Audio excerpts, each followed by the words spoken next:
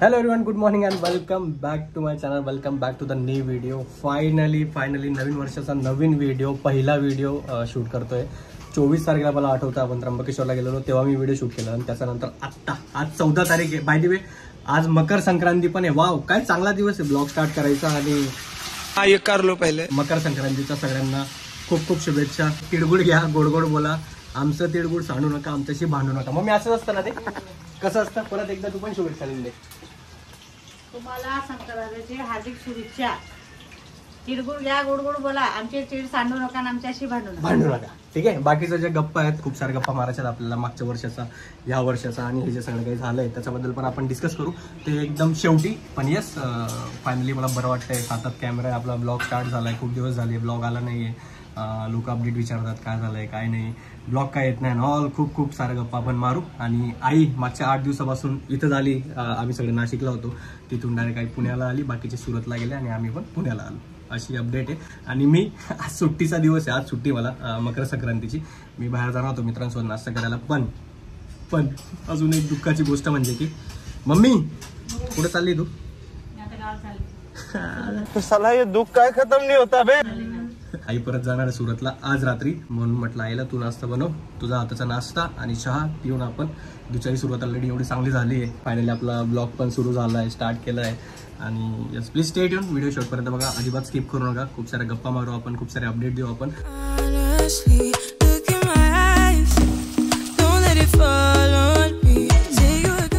वहिनी, मकर संक्रांतीच्या हार्दिक शुभेच्छा.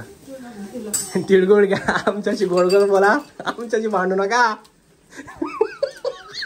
हा वहिनी, काय बोलू इच्छित दादा? खूप दिवसांनंतर ब्लॉग फायनली. अजिबात नाही.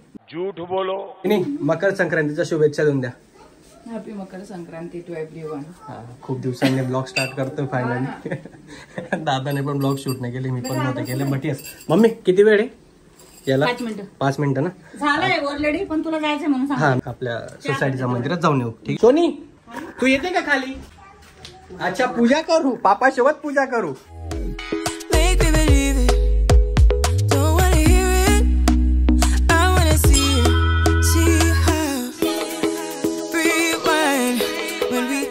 आज मकर संक्रांती सारखा एवढा फेवरेट फेस्टिवल आहे, एवढा भारी सण आहे, एवढा भारी त्योहार आहे. एकही पतंग किंवा असं काही दिसत नाही आकाशात. हे बघा, पूर्ण आभाळ बघाल तर एकदम असं खाली आहे.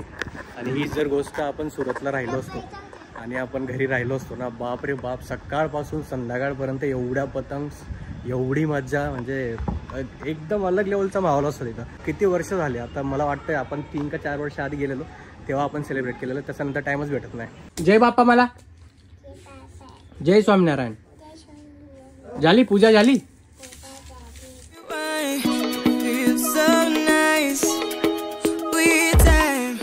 वाजूमध्ये 4:30. सगळे घरात झोपले होते, मी पण झोपलो होतो. आत्ता उठलोय आणि आज सुट्टी असल्यामुळे मला इतका असा कंटाळा आला होता ना की मला जिमलाच जायचं नाही असं होत होतं. कालपासून मी जिम स्टार्ट केली. बघायला गेलो तर मागची 2.5 ते 3 महिने जिम बंद होती आपली, पूर्णपणे बंद होती. कुठलीच ॲक्टिव्हिटी नाही, काय नाही. त्याचे जे रिझन आहेत ऑलरेडी सांगितलेत मी. आता एक्सक्युजेस द्यायची नाहीत मला. आणि आत्ता मी कसं तरी स्वतःला मनवलंय की चल जिमला जा, आपल्याला रुटीन तोडायची नाही आहे. बिकॉज असतं ना 2-3 महिने झाले, अरे जाऊ दे, एवढे दिवस गेलो नाही, 1 दिवस नाही गेलो तर काय होईल. सो हा जो कंटाळा आपला आतला, तो जायला थोडा टाइम लागेल. ह्या रुटीनमध्ये यायला परत अजून टाइम लागेल. पण येस, फॉर शुअर आपण आता कंटिन्यू करू. हेल्थ माझी फर्स्ट प्रायोरिटी असणार आहे 2025मध्ये. खूप झालं, खूप नाटकं झाले, सगळं काही झालं. एवढ्या वर्षाची मेहनत मला अजिबात वाया घालवायची नाही. आपण खूप जास्त मेहनत केली स्वतःवर. मी सकाळी जातो जिममध्ये, पण आज सुट्टी असल्यामुळे जरा कंटाळा आला आणि आत्ता चाललोय मी. ते पण कसं तरी स्वतःला मनवलं आहे. अजून एक गोष्ट मी मनापासून सांगू इच्छितो तुम्हा लोकांना पण. मागचे काही महिने खूप विचित्र गेले होते आणि एकटेपणा, त्याच्यात खूप काही विचार, ओव्हर थिंकिंग, खूप साऱ्या गोष्टी होत्या त्या. पण त्याच्यातनं एक गोष्ट मला खूप चांगली समजली की तुमचा आतला जो बालिशपणा आहे किंवा जे छोटूसं बाळ आहे ना, त्याला जिवंत राहू द्या. जास्त सिरियस होऊ नका. आयुष्यासारखं जागा, जसं चाललंय चालू द्या आणि एन्जॉय करत राहा, हसत राहा, खेळत राहा. जेवढं जास्त सिरियस व्हाल ना, हे आयुष्य आहे, ही लाईफ आहे तुमची, तेवढी जास्त मारत असते, एवढं लक्षात ठेवा. जास्त ज्ञान देणार नाही, पटकन जाऊयात. आणि खूप दिवसानंतर मोठ्या गाडीवर चाललो मी जिममध्ये. सो ते मला जुने दिवस परत आणायचे, जो मी होतो ना दीपक महाजन, आपल्या धुंदीत, आपल्या मजेत, त्या दिवसांमध्ये मला परत जायचं आहे. असो, जाऊयात, पटकन जिम करून येऊयात आणि त्याच्यानंतर आईसोबत टाइम स्पेंड करूयात. बिकॉज आज संध्याकाळी आई परत सुरतला जाणार आहे. आईला इथं 8वा दिवस होता आज, जेव्हापासून आम्ही नाशिकहून परत आलो तेव्हापासून आई इथंच होती. सो त्या स्टोरी आणि जे काय असेल आपण शेवटी गप्पा मारू, पण त्याचा आधी जिम करून.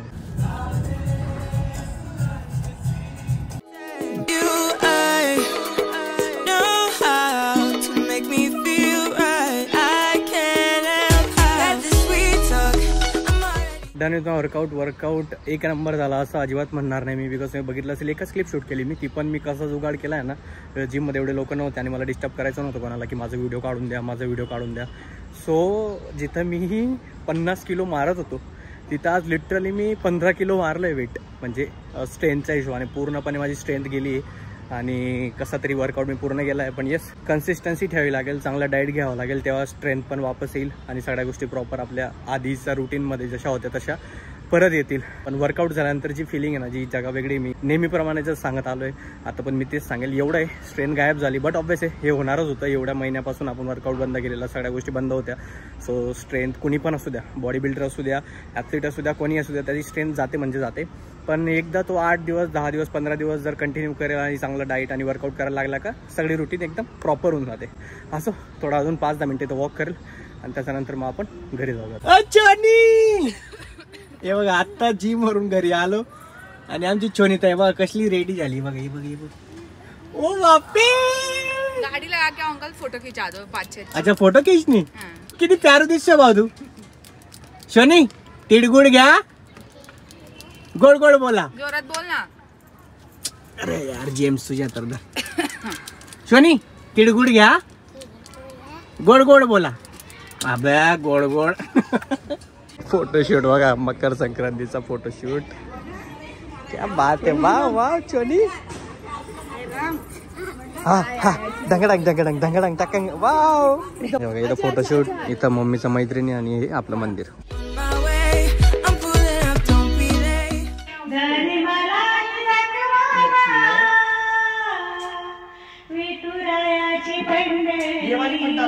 आईचा हातचा माझा आवडता आणि फेवरेट चहा. आई खिचडी बनवते, खानदेशची स्पेशल खिचडी बनवायला लावली मी आईला. म्हटलं मावशी वगैरेला नको बोलू, आज तुझ्या हाताची खिचडी खायची. आईला जशी बनवता येते ना तशी किती सगळ्यांनी ट्राय करून घेतलं ना तरी बनवता येणार नाही, म्हणून खिचडी रेडी होते. त्याचा आधी म्हटलं चहा बनवून दे, बिकॉज उद्यापासून आपलं तेच एक तर घराचा चहा नाही तर टपरीवर जाऊन चहा प्यायचा लागेल. आणि मला रिझन हवं असतं फक्त चहा प्यायला. ऑल राईट, 9 वाजून गेलेत. आई ऑल रेडी, आई चालली आणि बॅगा वगैरे सगळ्या रेडी. कधी येणार आहे आता परत? पुढच्या महिन्यामध्ये. ठीक आहे, तर तो रूम दिसतोय तो परत सुना होऊन जाईल आणि परत मी एकटा. त्याच्यामुळे सांगतात जल्दी लग्न कर सुनबाई खतम. बट ठीक आहे, आईची पण खूप दगदग झाली. म्हणजे मागच्या किती दिवसांपासून तू बाहेरच आहे? 20 दिवस झाले, बिकॉज नाशिकलाच तू 12 दिवस होते करेक्ट. त्याच्यानंतर इथं आले, इथं 8 दिवस होते आणि आता सुरतला जाणार आहे फायनली. लवकर आहे पण सगळे लोक तुला ब्लॉग मध्ये खूप जास्त मिस करतात की आई कधी येणार आहे, बाकीचे लोक कधी येणार आहेत. सो आई आली की मला खूप जास्त भारी वाटतं. Mummy I love you. Mummy thank you बेटा. आय लव्ह यू टू बोलायचं, आय लव्ह यू टू बोलायचं. I love you too. हा मम्मी थँक्यू बोलते. शोनी दादीला सांग नको जाऊ, घुमी नको जाऊ सांग दादीला. दादी म्हणा नको जाऊ घुमी. जाऊ, तिला पण जायचंय म्हणून दादीला जाऊ.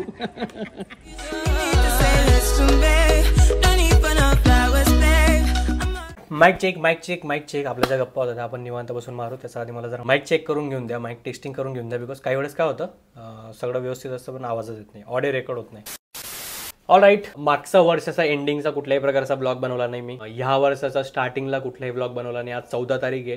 मागचे 20 दिवस मी कुठलाही ब्लॉग शूट केला नाही, काही केलं नाही. खूप जास्त घडामोडी झाल्या. मागच्या वर्षाबद्दल बोलून घे एकदम शॉर्टकटमध्ये. मागचं वर्ष माझं आयुष्यातलं one of the toughest year होतं आणि एंडिंगला तर अजून जास्त खराब झालं ते. त्याचा आधी मी सांगून देतो काय झालं. आमच्या ज्या आजी होत्या, जिला आम्ही बघायला गेलेलो नाशिकला, तुम्ही ब्लॉगमध्ये बघितलं असेल की नाशिकला जावं लागलं आम्हाला.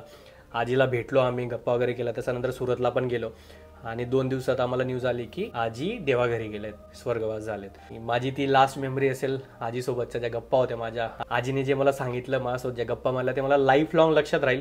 ते मला माहिती आहे आजीने माझ्यासोबत काय गप्पा मारल्या, आम्ही काय त्या दिवशी एवढं हसलो, एकमेकांना हसवलं आणि त्याचं माझं डोक्यात छपून गेलं. मी कधी विसरणार नाही ते. सो त्या गोष्टी होत्या आणि आम्ही पूर्ण फॅमिली तिथंच होतो. त्यात सगळ्यात एवढे दिवस गेले, कुठल्याही प्रकारचा ब्लॉग नाही, काय नाही, आणि इच्छा पण होत नव्हती. आई इथं 8 दिवस होती. आई मला रोज विचारायची की का बनवत नाही ब्लॉग, तू व्हिडिओज का टाकत नाहीये, किंवा तू बाहेर का जात नाहीये, किंवा तुझे काय प्लॅन का करत नाहीये. सो आतून असं वाटत होतं की नको यार, थोडं आपण घरातच राहूयात, नको व्हिडिओज अँड ऑल, जरा टाइम घेऊयात स्वतःसाठी आणि त्याच्यानंतर निवांत करूयात. आणि आजचा दिवस एक चांगला त्योहार पण होता. आई आज जाणार पण होती, म्हणून म्हटलं आज आपण व्हिडिओ शूट करूयात आणि तुम्हा लोकांसोबत गप्पा मारूयात. 2025 पण एवढी काही चांगली सुरुवात झालेली नाहीये, but yes at the end या वर्षाचा माझा गोल म्हणजे की हेल्थकडे लक्ष द्यायचं आणि आयुष्यात खुश राहायचं. खूप झालं टेन्शन घेऊन, खूप झालं एन्झायटीचं टेन्शन घेऊन, मेंटली टॉर्चर होऊन, किंवा खूप साऱ्या आयुष्यात एवढ्या घडामोडी झाल्या तर स्वतःला खूप जास्त त्रास देऊन झालाय. त्या गोष्टी आता बिलकुल इग्नोर करायच्या आहेत. एकच आयुष्य एन्जॉय करायचं आहे, आपल्याला जे आवडतं त्या गोष्टी करायच्या आहेत, हसत राहायचंय, आजूबाजूला जेवढे लोक आहेत त्यांना हसवत राहायचं आणि खुश राहायचंय. एकदम असं छोटंसं आयुष्य आहे, ते कधी फुस होऊन जाईल सांगता येत नाही. आणि मी तुम्हाला लोकांना पण सांगेल, जेव्हा तुम्हाला असं टेन्शन येतं, डिप्रेशन येतं, किंवा जे काही होत असेल तुमच्या कामाचा लोडमुळे किंवा पर्सनल लाईफमध्ये खूप साऱ्या गोष्टी चालू असतात त्याच्यामुळे, मी माझा एक्सपिरियन्स सांगतो. मागच्या, आता नाही, मी कधीपासून ऐकतोय, पण आता मागच्या काही महिन्यात खूप जास्त घडामोडी चालू होत आयुष्यात. तर तेव्हा मी प्रेमानंद महाराजांना खूप जास्त ऐकलंय.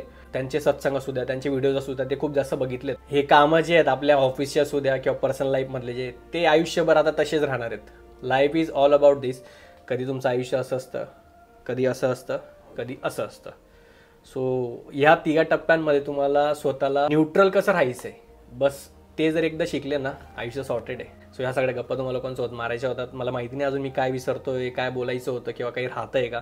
जेव्हा पण आठवेल ते आपण पुढच्या ब्लॉगमध्ये डिस्कस करून घेऊ. या व्हिडिओला आपण इथंच संपवूयात. ह्याच ज्या गप्पा होत्या मला तुम्हा लोकांसोबत बोलायचं होतं किंवा तुम्हा लोकांसोबत शेअर करायचं होतं. पण येस, तुमचं जे प्रेम आहे, तुमचा जो सपोर्ट आहे, तो असाच राहू द्या. आणि सबस्क्राईब केलं नसेल सबस्क्राईब करून द्या. या व्हिडिओला लाईक करून द्या. हा व्हिडिओ नाही, कुठलाही व्हिडिओ जर तुम्हाला दिसला, जेव्हा तुम्ही असं क्लिक करतात ना, प्लीज एक लाईक करून द्यायचा. फुकट असतं ते. आणि तुम्हाला जर काही व्हिडिओमधनं आवडलं, छोटी गोष्ट पण, तर एक कमेंट सोडून द्यायचा प्लीज. एवढी जेन्युइन रिक्वेस्ट आहे. बाकी आपण मेहनत करत राहू, व्हिडिओज बनवत राहू. ठीक आहे, भेटूत आपण पुढच्या व्लॉगमध्ये. Bye, good night, take care. आपण भेटूयात पुढच्या व्लॉगमध्ये. Bye bye bye.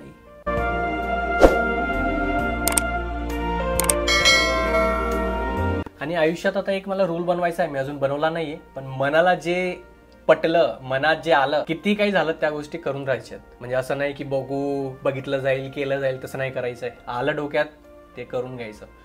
बिकॉज समजायला लागलंय की आयुष्य एवढंच आहे.